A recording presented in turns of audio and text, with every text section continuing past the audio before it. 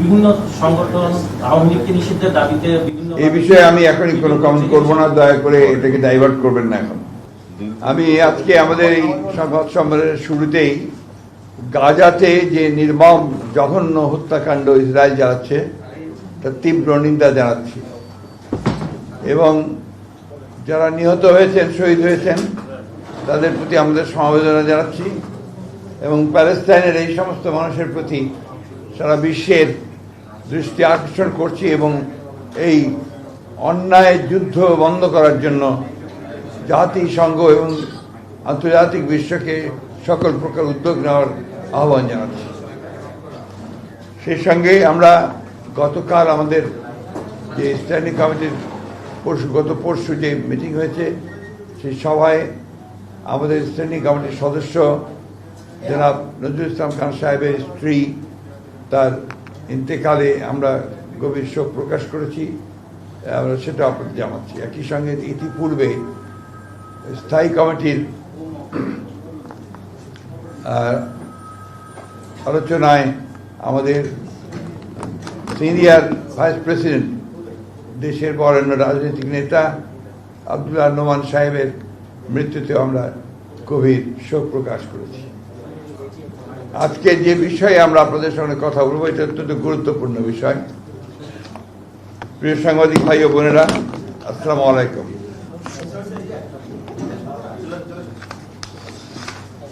দীর্ঘ প্রায় 16 বছর ফ্যাসিবাদ বিরোধী রক্তঝরা আন্দোলন সংগ্রামের ধারাবাহিকতায় 2024-এর জুলাই আগস্টের অভূতপূর্ব ছাত্র জনতার গণ অভ্যুত্থানের মধ্য দিয়ে বাংলাদেশের মানুষ ফ্যাসিবাদ মুক্ত হয়।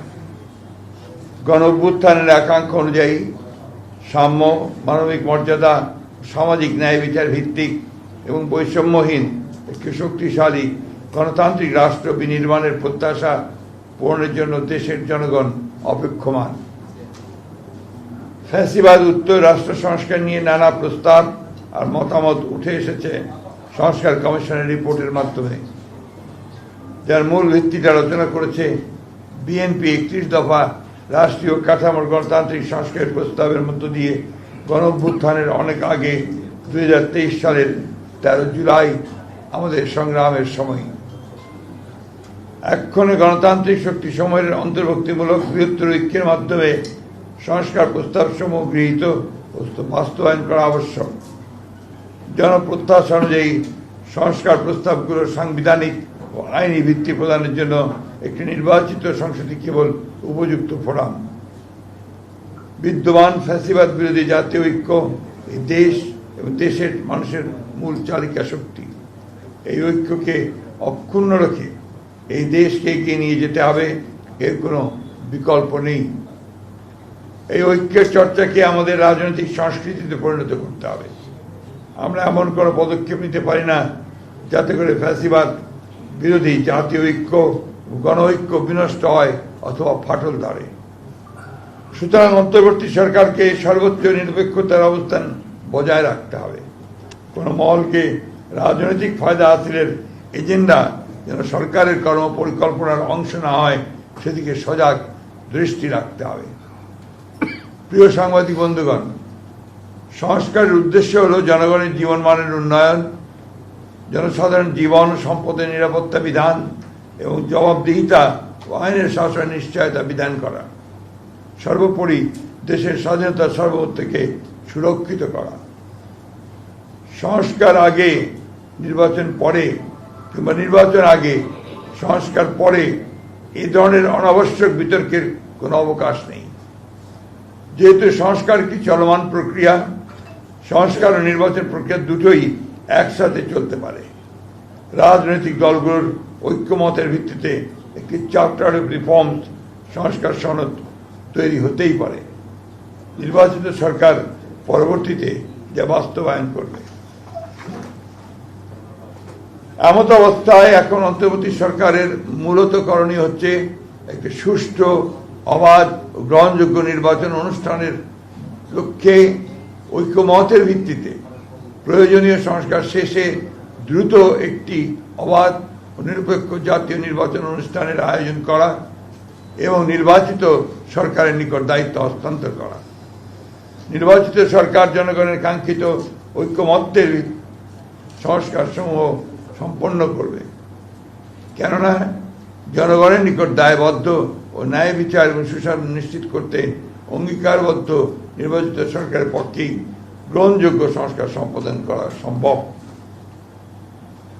অন্তর্বর্তী সরকারের কোনো কোনো উপদেষ্টা ক্ষমতায় থেকে রাজনৈতিক দল গঠন প্রক্রিয়ায় প্রত্যক্ষ পরোক্ষভাবে জড়িত থাকায় জনমনের সংশয়ের সৃষ্টি হয়েছে।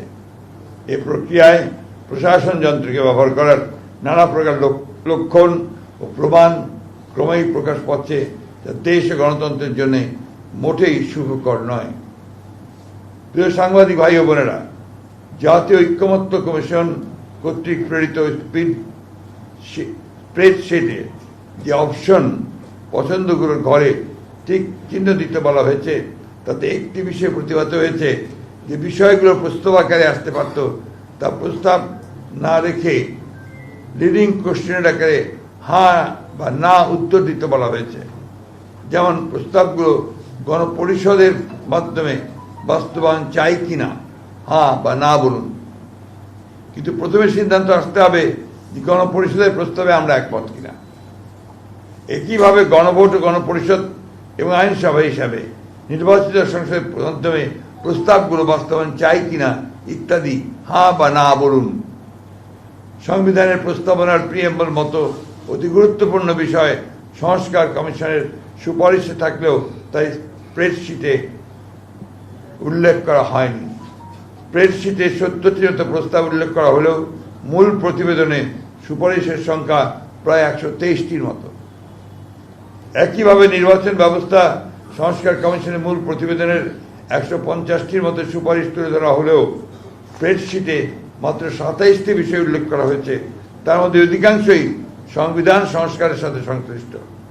তাই আমরা মনে করছি স্প্রেডশিটের সাথে মূল সুপারিশমালার উপর আমাদের মতামত সংযুক্ত করে দিলে বিভ্রান্তি এড়ানো যাবে।